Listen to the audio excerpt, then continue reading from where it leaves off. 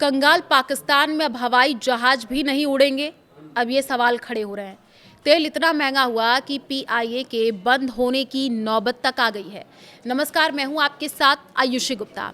देखिए, पाकिस्तान की सरकारी एयरलाइंस पीआईए के बंद होने की नौबत आ गई है। हवाई जहाज का तेल अचानक 150% तक महंगा हो गया है। पीआईए चेयरमैन आरिफ हबीब ने ये चेतावनी दी है कि अगर तेल के दाम ऐसे ही बढ़ते रहे तो मजबूरन उड़ानों को रोकना पड़ेगा और इस बड़ी एयरलाइन पर हमेशा के लिए ताला लग जाएगा। पाकिस्तान की राष्ट्रीय विमानन कंपनी इस वक्त अपने इतिहास के सबसे गहरे आर्थिक संकट से गुजर रही है। हालात इतने गंभीर हो चुके हैं कि इस एयरलाइन के पूरी तरीके से बंद होने की नौबत आ गई है। इसका सीधा असर उन हजारों आम यात्रियों पर पड़ेगा जो अपने काम, व्यापार, अपनों से मिलने के लिए उड़ान भरते हैं। देखिए, बीते कुछ हफ्तों में विमानन ईंधन जेट फ्यूल की कीमतों में बेतहाशा वृद्धि देखी गई है। ये बढ़ोतरी कोई मामूली इजाफा नहीं है, बल्कि कीमतों में लगभग 150% का भारी उछाल आया है। सबसे हैरानी की बात तो ये है कि इस बेतहाशा बढ़ोतरी की कोई आधिकारिक घोषणा तक नहीं की गई है और इसे चुपचाप लागू कर दिया गया। आधिकारिक आंकड़ों पर अगर हम गौर करें तो 1 मार्च को जिस जेट फ्यूल JP1 की कीमत 190 रुपये प्रति लीटर थी, वो 21 मार्च तक आते आते 472 रुपये प्रति लीटर पर पहुंच गई है।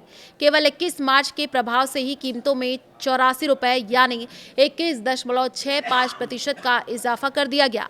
जब विमान उड़ाने का खर्च इतना अधिक हो जाएगा तो जाहिर है एयरलाइन इस घाटे का बोझ आम यात्रियों के टिकट पर ही डालेगी।